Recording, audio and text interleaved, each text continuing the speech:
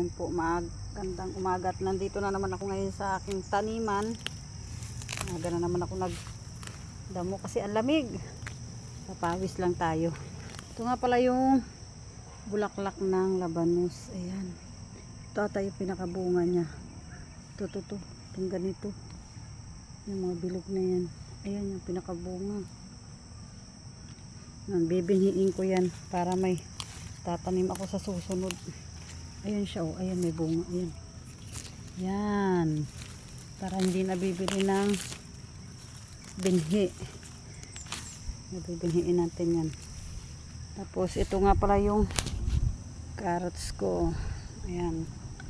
Sana maging successful ang laman nito. Kasi yung mga labanos ko inabot ng tag-ulan. Nabulok ang pinakalaman. Dadamo-damo ako dito ngayon. Sarap magdamo kapag ganitong lang init. Tapos yung mga lettuce ko, ilang piraso na lang tinatira. Ayan, lettuce.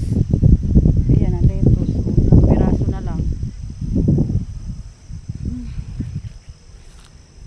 Ayan, malawak-lawak din ito eh. Ito muna tayo magtanim.